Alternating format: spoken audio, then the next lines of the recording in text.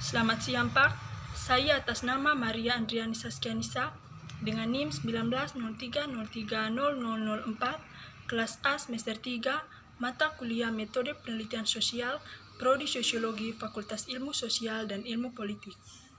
Pada kesempatan kali ini, saya akan menjelaskan mengenai ujian akhir semester Metode Penelitian Sosial.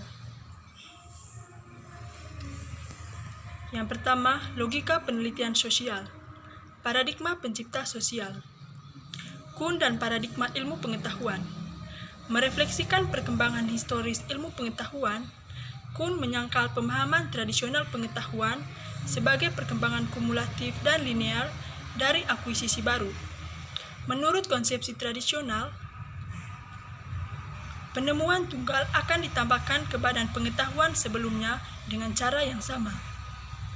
Pergeseran dari satu perspektif teoritis ke perspektif lain begitu meluas dan memiliki konsekuensi radikal bagi disiplin ilmu, sehingga Kuhn menggunakan istilah revolusi ilmiah.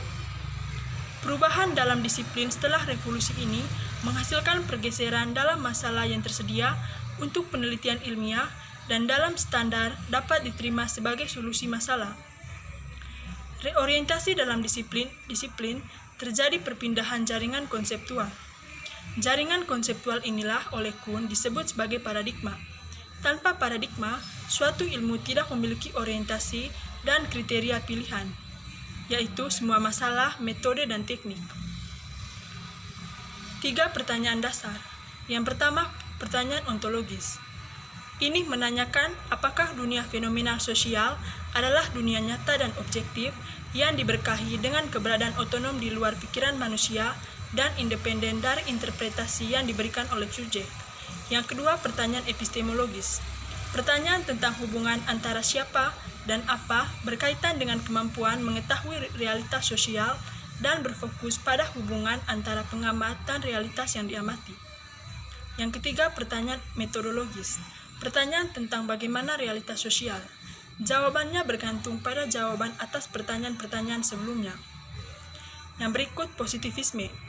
Sosiologi lahir di bawah naungan pemikiran positif. Di pertengahan abad ke-19, ketika penyelidikan fenomena sosial berkembang menjadi subjek studi ilmiah dan paradigma ilmu pengetahuan alam. Disiplin baru mengambil paradigma ini sebagai modelnya. Para pendiri disiplin yaitu Auguste Comte dan Herbert Spencer. Paradigma positivis membicarakan kajian tentang realitas sosial dengan menggunakan kerangka konseptual, teknik observasi, pengukuran, instrumen analisis matematis, dan tata cara inferensi ilmu pengetahuan alam. Positivisme pada dasarnya bersifat induktif, di mana induksi berarti pindah dari yang khusus ke umum, proses di mana generalisasi atau hukum universal diturunkan dari observasi empiris, dari identifikasi keteraturan, dan pengulangan dalam pecahan realitas yang dipelajari secara empiris. Yang berikut, neopositivisme dan postpositivisme. Salah satu revisi pertama dari positivisme pada abad ke-19 yang memunculkan neopositivisme. Pertanyaan epistemologis merupakan pusat dari gerakan pemikiran ini dan pengaruhnya terhadap metodologi ilmu. Unsur yang dimasukkan ke dalam metodologi ilmiah melalui positivisme ini adalah konsep pemalsuan yang digunakan sebagai kriteria untuk validasi empiris suatu teori atau hipotesis teori. Postpositivisme telah menjadi keyakinan yang tersebar luas bahwa observasi empiris, persepsi tentang realitas bukanlah gambaran objektif, tetapi syarat teori bahwa perekaman realitas yang sederhana bergantung pada kerangka berpikir peneliti dan pengkondisian sosial dan budaya. Yang berikut, interpretivisme. Max Weber, objektivitas dan orientasi terhadap individualitas. Menurut Weber, ilmu-ilmu sosial harus dibedakan dari ilmu-ilmu alam, bukan berdasarkan objeknya atau karena tujuannya untuk mempelajari fenomena sosial dalam individualitasnya, karena ilmu sosial juga bertujuan merumuskan generalisasi. Sebaliknya, perbedaannya terletak pada orientasi mereka terhadap individualitas. Orientasi ini pada dasarnya adalah salah satu metode. Bagi Weber, metodenya adalah Verstehen. Verstehen bukan kecerdasan psikologis atau iluminasi, tetapi pemahaman rasional tentang motivasi yang mendasari perilaku. Penelitian kuantitatif dan kualitatif. Perbandingan. Kedua pendekatan penelitian ini berbeda dalam penggunaan konsep. Konsep adalah elemen penyusun teori dan memungkinkan teori untuk diuji secara empiris melalui operasionalisasinya, yaitu transformasinya menjadi variabel yang dapat diamati secara empiris. Masalah kedua menyangkut tidak adanya kontak fisik antara peneliti dan subjek. Sebaliknya, penelitian kualitatif di mana kontak dan bahkan interaksi yang erat antara peneliti merupakan prasyarat untuk pemahaman. Bagian 2, teknik kuantitatif. Dari teori ke penelitian empiris. 5 tahapan proses penelitian. Fase pertama adalah fase teori. Fase kedua adalah hipotesis, dan bagian di antara keduanya melibatkan proses deduksi. Hipotesis merupakan artikulasi parsial dan teori, dan dalam kaitannya dengan teori terletak pada tingkat umum yang lebih rendah. Fase ketiga adalah observasi empiris atau pengumuman data. Fase keempat adalah analisis data yang akan didahului oleh organisasi data. Fase kelima dicapai melalui proses penafsiran dan analisis statistik yang dilakukan pada tahap sebelumnya. Dari teori ke hipotesis. Yang pertama, teori dapat didefinisikan sebagai berikut. Satu set proposisi yang terhubung secara organik. Yang kedua, berada pada tingkat abstraksi dan generalisasi yang lebih tinggi daripada realitas empiris. Yang berikut hipotesis. Hipotesis dapat didefinisikan sebagai berikut. Yang pertama, proposisi yang menyiratkan hubungan antara dua atau lebih konsep. Yang kedua, terletak pada tingkat abstraksi dan generalisasi yang lebih rendah daripada teori. Yang ketiga, memungkinkan teori diubah menjadi istilah-istilah yang dapat diuji secara empiris. Yang berikut, mengubah teori menjadi hipotesis. Kasus pertama melibatkan teori yang dirumuskan oleh Engelhardt pada pertengahan tahun 1970-an berkenaan dengan perubahan nilai yang terlihat di negara-negara barat. Perubahan ini ditandai dengan pergeseran penekanan dari masalah keamanan, fisik, ekonomi, pemenuhan diri, kepuasan, dan estetika. Beberapa hipotesis khusus dapat diturunkan dari teori ini. Pertama, kita harus menemukan perbedaan mencolok antara tua dan muda di semua negara barat dalam hal skala nilai mereka. Hipotesis kedua adalah kesenjangan generasi ini akan berbeda dari satu negara ke negara lain. Hipotesis selanjutnya menyangkut perbedaan di antara bangsa, tetapi tidak banyak mengacu pada kesenjangan generasi, melainkan pada proporsi total mereka yang menyangkut nilai-nilai post-materialistik. Dari konsep ke variabel. Konsep adalah blok bangunan teori, dan melalui operasionalisasi konsep itulah teori diubah menjadi istilah empiris. Konsep menjembatani kesenjangan antara teori dan dunia empiris yang dapat diamati. Properti yang dioperasionalisasikan disebut variabel. Spesifikasi perlu dibuat berkenaan dengan istilah operasionalisasi untuk menunjukkan bagian dari properti ke variabel. Bahasa saat ini menggunakan istilah pengukuran untuk merujuk pada proses pemberian nilai numerik ke status properti. Ukuran bisa disebut dengan istilah operasionalisasi. Ini mengacu pada bagian dari properti ke variabel sebagai jembatan pemisah dari satu sisi ke sisi lain. Kemudian variabel. Variabel adalah konsep dioperasionalkan. Lebih tepatnya adalah properti yang dioperasionalkan dari sebuah objek. Agar dapat dioperasionalisasikan, yang harus diterapkan pada suatu objek dan menjadi milik objek itu.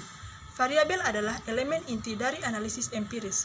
Pembentukan variabel dan analisis perubahan melalui waktu untuk semua penelitian sosial. Survei dalam penelitian sosial. Pada dasarnya, ada dua cara mengumpulkan informasi, yaitu mengamati dan meminta. Observasi adalah cara langsung atau secara terbuka mengenai perilaku yang dipertaruhkan, satu-satunya cara yang bisa mengeksplorasi motivasi, sikap, keyakinan, perasaan, persepsi, dan harapan adalah dengan bertanya.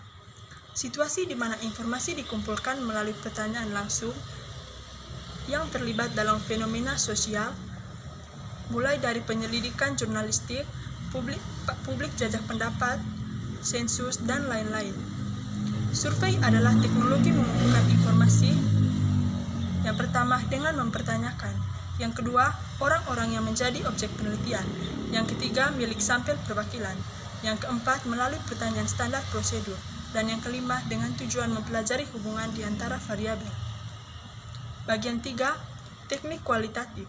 Teknik pengumpulan data yang digunakan dalam penelitian kualitatif dapat dikelompokkan menjadi 3 kategori yang didasarkan pada observasi langsung, wawancara mendalam, dan penggunaan dokumen. Pengamatan dan observasi partisipan.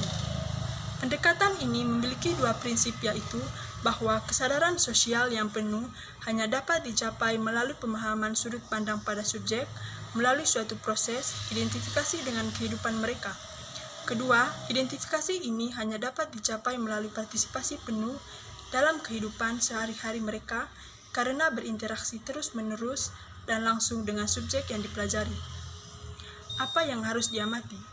Teori memberikan beberapa indikasi yang harus diamati sebagai berikut, yaitu fisik, pengaturan sosial, interaksi formal, interaksi informal, dan interpretasi para aktor sosial. Pencatatan observasi. Dalam observasi, partisipan pada dasarnya melibatkan menulis catatan. Catatan harian peneliti muncul dari interaksi antara pengamat dan situasi yang diamati. Karena itu, akan terdiri dari 2 komponen dasar, yaitu deskripsi fakta, acara, tempat, dan peneliti, interpretasi, peristiwa bersama, dengan reaksi, kesan, dan refleksi. Analisis materi empiris. Ketika menganalisa materi empiris, peneliti harus terlibat dalam kegiatan deskripsi, klasifikasi, identifikasi dimensi tipologis, materi yang dikumpulkan melalui peserta observasi untuk mengidentifikasi budaya tema yang dijalankan melalui masyarakat. Wawancara kualitatif.